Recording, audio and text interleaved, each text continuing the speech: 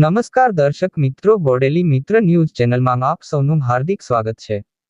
DG cup table tennis સ્પર્ધામાં 2 silver medal મેળવનાર Bharatbhai Joshi SRPF group 16 બચાવોને ખૂબ ખૂબ અભિનંદન.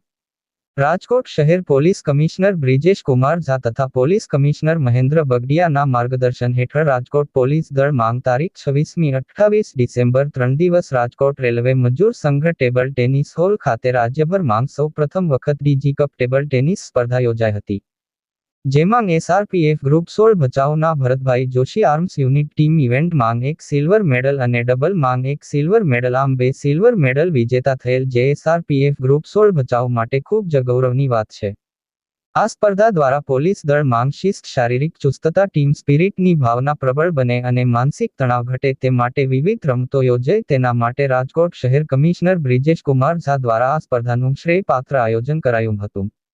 અત્રે તમામ સ્પર્ધકોનો ઉત્સાહ વધારવા અતિથિ તરીકે અન્ય અધિકારી શ્રી નાયબ પોલીસ કમિશનર પૂજા યાદવ તથા રેલવે મજદૂર સંઘના હિરેન મહેતા, ટેબલ ટેનિસ એસોસિએશનના મનીષ મહેતા અને ભૂતપૂર્વ ટેસ્ટ કોચ કિરણબેન ઉપસ્થિત રહ્યા હતા. આ ઉપરાંત તેમનો રમતગમત પ્રત્યેનો ઉત્સાહ હંમેશા જળવાઈ રહે તે માટે ગ્રુપના અધિકારીશ્રીઓ તેમજ સાથી મિત્રો દ્વારા શુભેચ્છાઓ પાઠવવામાં આવી હતી. Reporter Dilawar R Mansuri, Bodeli, Chhota Udepur.